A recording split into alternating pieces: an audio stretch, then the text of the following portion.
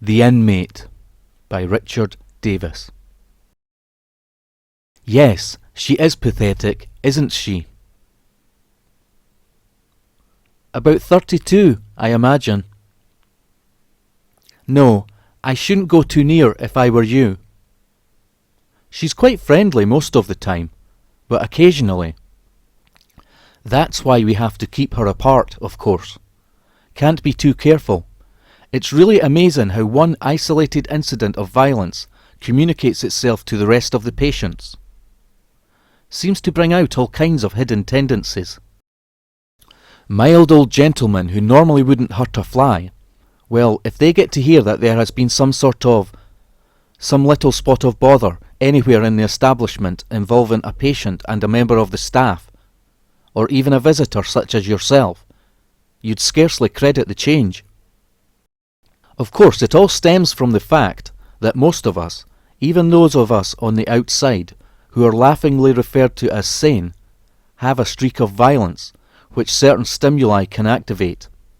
Usually, it is so well concealed, so well controlled, that the stimuli have to be pretty powerful. But with our patients, it is less under control, so that the stimuli needed are correspondingly less. I don't wish to bore you with medical jargonese, but I'm sure you realize that there is no such thing as absolute sanity. You remember that old saw about the sleeping tiger? Was it Omar Khayyam? Well, it's true, of course. Most of us have a beast inside us just waiting to spring out, under certain circumstances. Talking of beasts reminds me about that poor woman. On second thoughts, even if I did, I doubt whether you would believe me. Well, come back to my office then, and I'll give you a drink to round off your tour. I keep some in case of emergencies. Whiskey? That woman? You really want to hear? I said a beast reminded me, didn't I? Her husband, you see, was a friend of mine. That's what made it all the more distressing when she had to be brought here. Quite incurable, I'm afraid.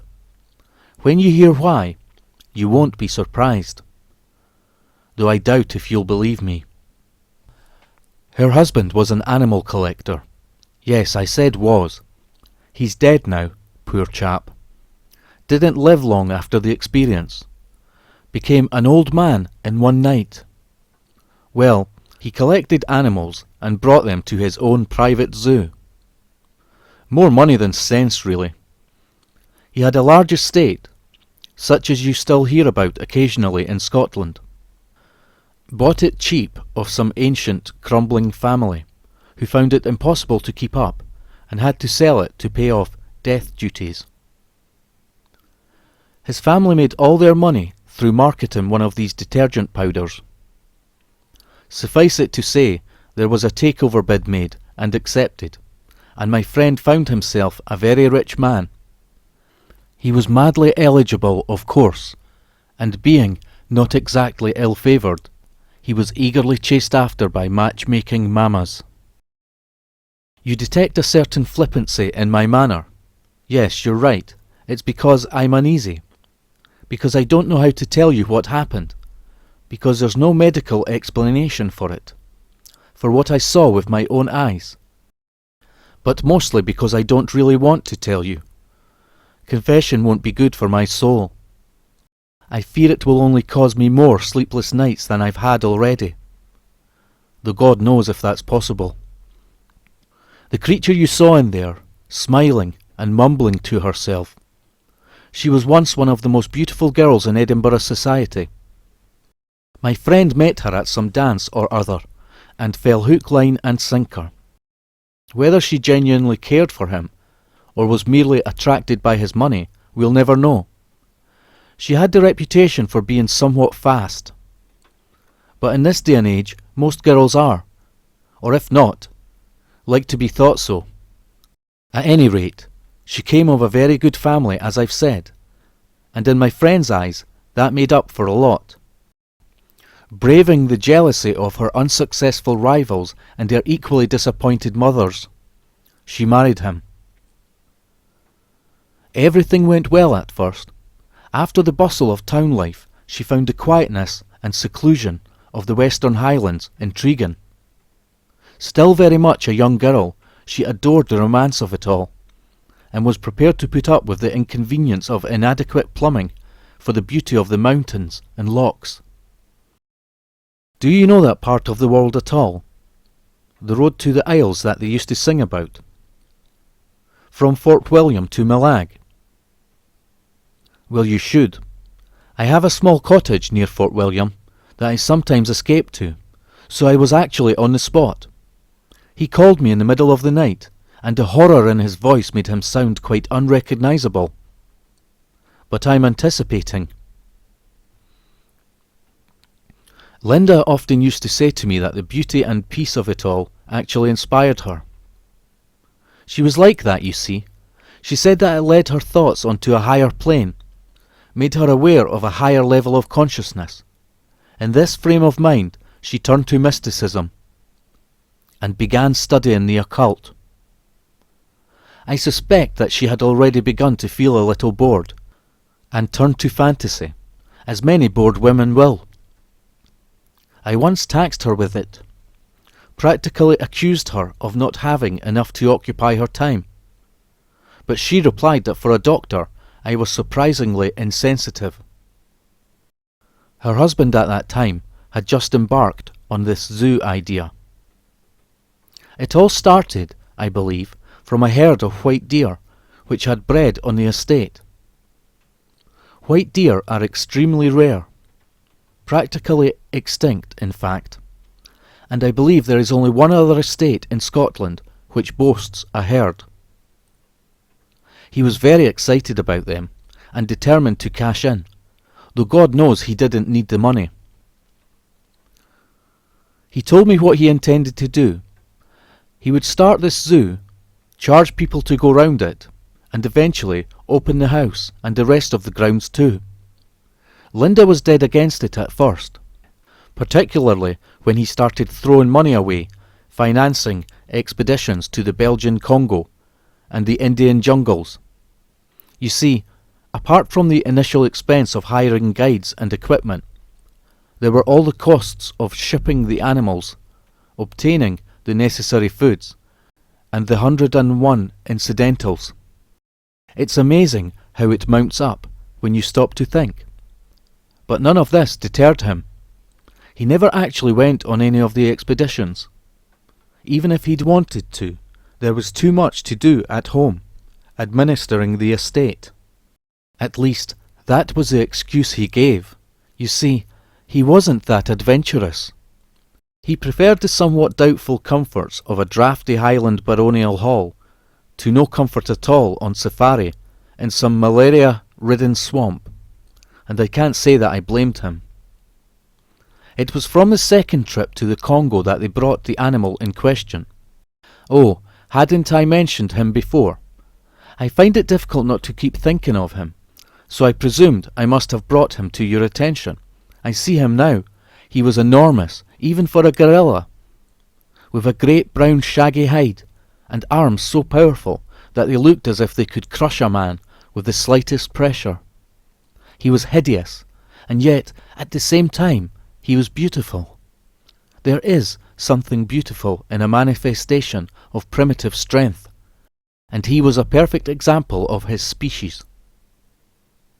It seemed to me when I saw him that he had an uncommonly high brow, and if there are degrees of intellectual ability among the anthropoids, in the same way that man varies between idiocy and genius, he would have been nearer the latter than the former category.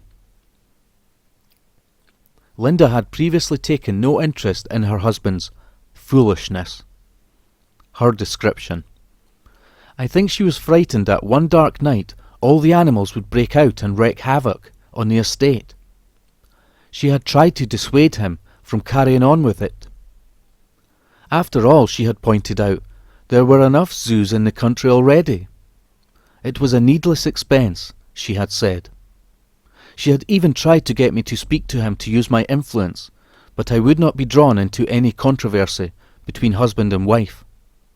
After all, it was his money to spend as he wished.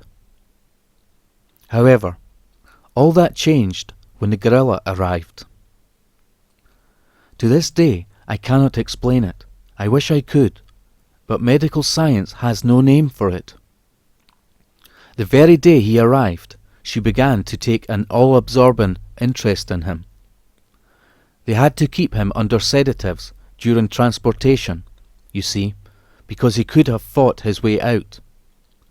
No, there's no law against keeping one privately that I know of. He was to be the star turn of the zoo. People were to come from miles around to see him.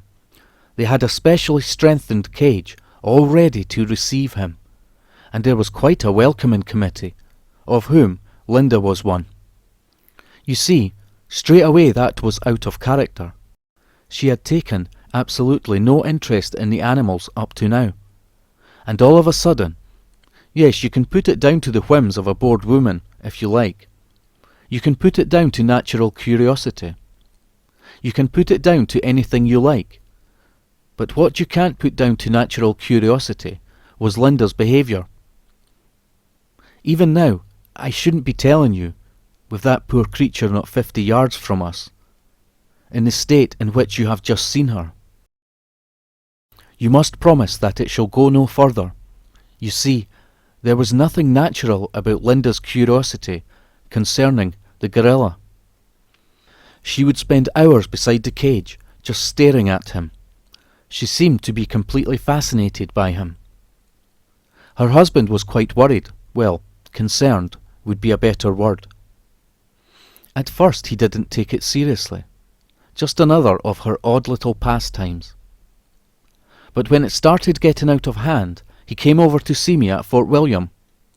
I go there for weekends when I can get away, which isn't often now since I took over this place. But when I was there, one weekend he came over, purely on a social visit, you understand, and told me all about it. I could see straight away that there was something he didn't understand. Don't get me wrong, there was no horror about it. He was just puzzled. She kept on talking about the gorilla. You know, where he came from, his natural habitat. Was he lonely? Shouldn't they get a mate for him? All that kind of thing. She was suddenly terribly interested in his history, the evolution of the anthropoid and mammalian species. Nothing, of course, that you couldn't find in a book on natural history or biology. But for one who had previously shown no interest, even a positive antipathy for the subject, this volte-face seemed somehow unhealthy. That, at any rate, was how Bob felt. He asked me to drop in for dinner and casually talk to her. Nothing doctor-patient, just a friendly chat. When I arrived, they showed me over the zoo. It was larger than I expected. I've described the gorilla to you, so I won't bore you again.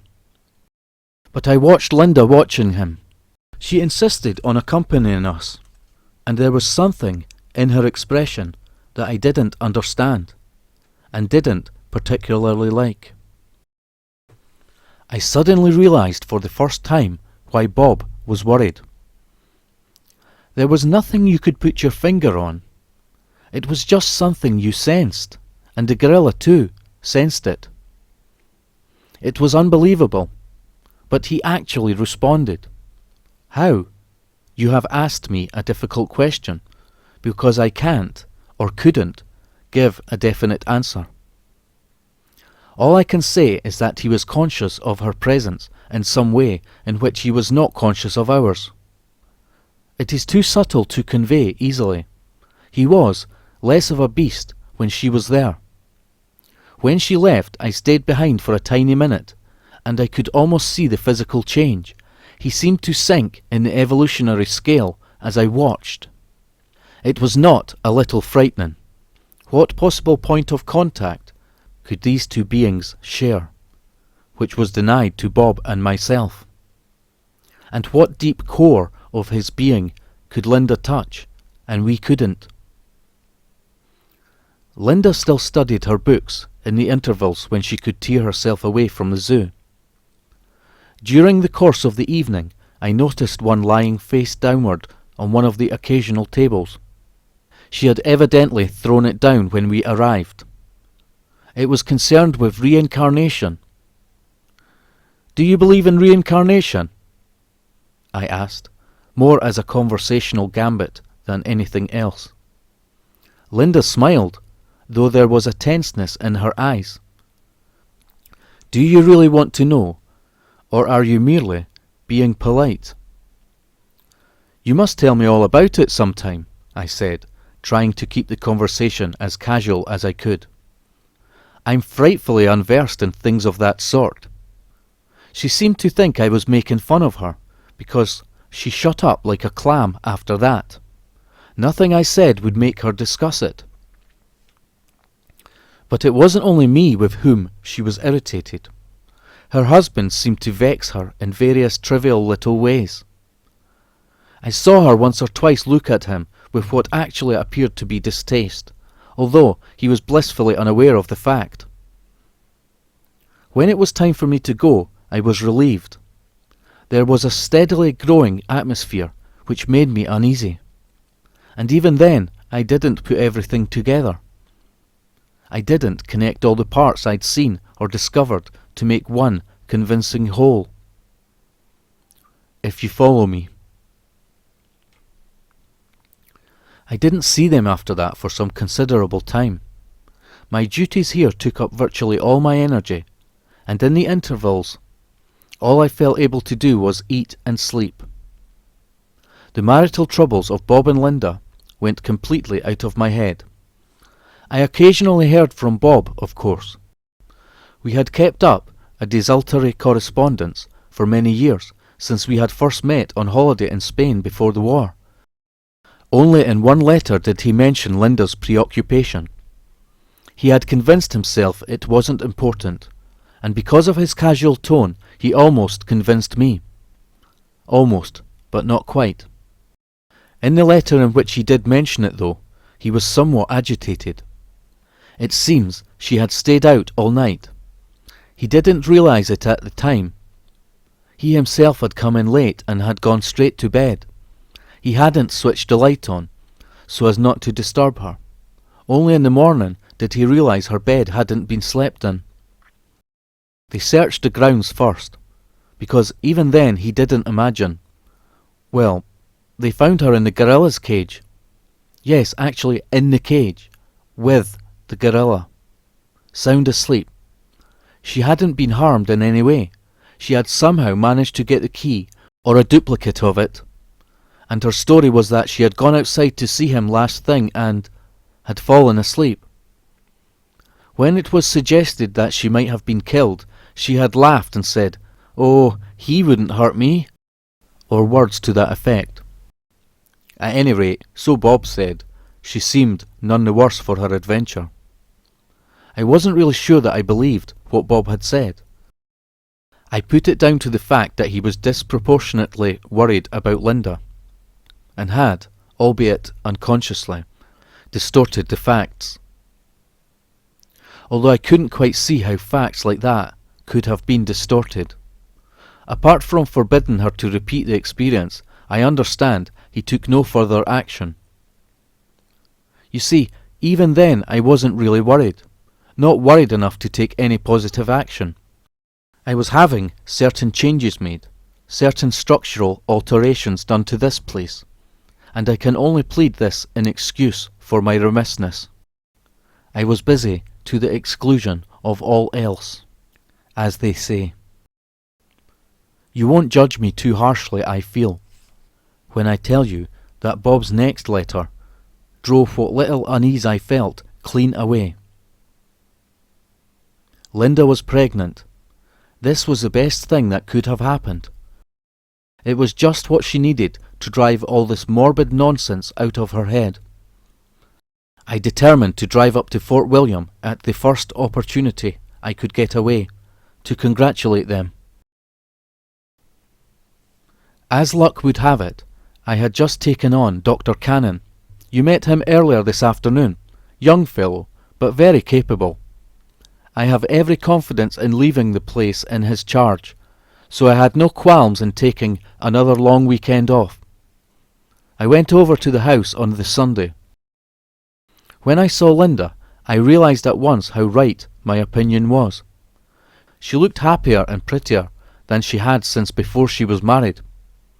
I offered my heartfelt congratulations, and I must say that she accepted them without any of the apparent coolness which had seemed to grow up between us.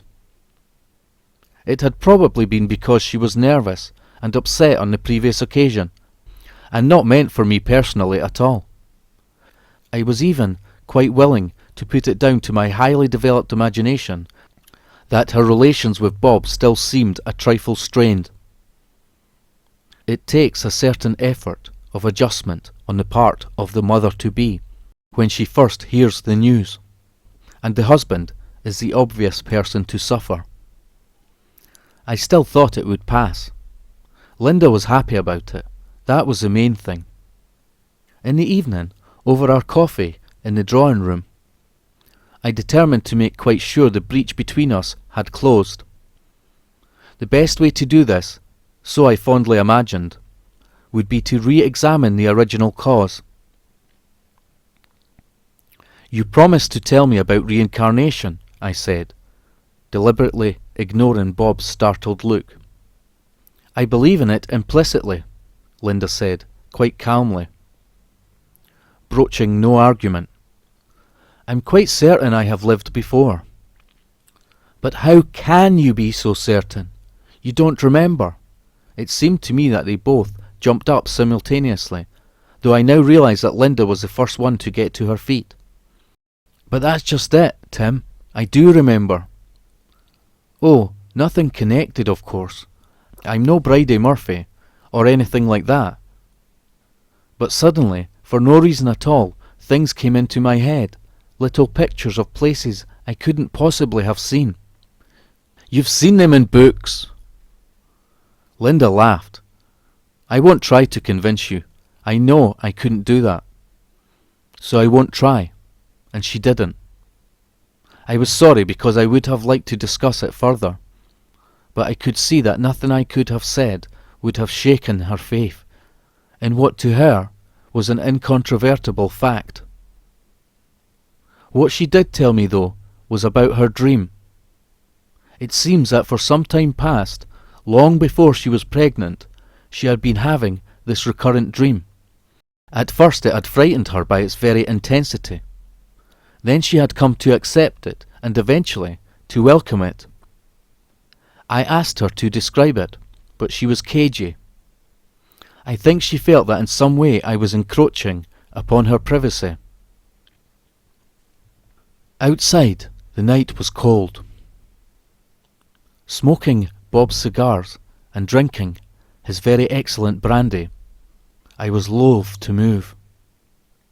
Although my car was heated and the drive back to Fort William would have taken 15 minutes at the most.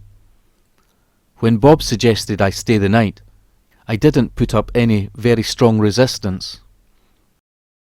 It seemed I had hardly put my head down on the pillow when I was awoken by sounds of shouts and cries coming from outside the window. I could see waving lights coming from the bushes at the end of the lawn, and as I was about to throw on some clothes to discover what had happened, I heard the sharp report of a rifle. A moment later Bob burst in, eyes wild with excitement, and collapsed into the armchair. "What on earth?" I began, but he held up his hand to stop me. He was so breathless that it was some time before he could speak. At last he managed to get out. "The gorilla! He escaped from his cage!" "My God!" I was almost out of the door and down the stairs before he shouted, "It's all right. Tom got him. He's dead." Was anyone hurt? He went for Tom, but Tom got out of the way, and he lumbered off in the direction of the wood. One of Tom's assistants always carried a rifle, and I told him to shoot to kill. It was a pity you had to do that. There was no other way. He was a dangerous brute, and I couldn't take any chances. I saw the body. Tom, the head keeper, still white and shaken from his narrow escape, had covered it with a tarpaulin. As I folded it back to take one last look at the magnificent specimen, I heard a woman's voice, shaking with anger, cry out, "You damned fools!" A moment later, Linda burst upon us. I say that because there was no other way to describe her entrance. She threw herself down on top of the tarpaulin, sobbing as if her heart would break. "Oh God," I heard her moaning. "Why did they have to do it? All that beauty, all that strength, oh God." I put my arm on hers to try and restrain her. "They had to, Linda," I said as calmly as I could. "He was dangerous." She drew away from me sharply, as if my very contact repelled her. "What do you know about it?" she shouted out, beside herself. "You can't possibly understand. Nobody can. Nobody can appreciate beauty as I saw it." She turned round. Bob was standing behind her, looking helpless and unhappy. "It was wanton cruelty," she said, throwing him a look of bitter hatred and contempt. "I'll never forgive you." And she never did. I left early the next morning, and Linda did not put in an appearance. When I came back to town, I had an anguished letter from Bob, saying that Linda positively refused to speak to him. Her behaviour seemed out of all proportion. Bob was really very much in love with her, you know, and her silence hurt him more than he could put into words. He still couldn't properly understand why she was so furious at the gorilla's death. I still blame myself for not writing to her personally, asking her to make it up with Bob, if only for the child's sake.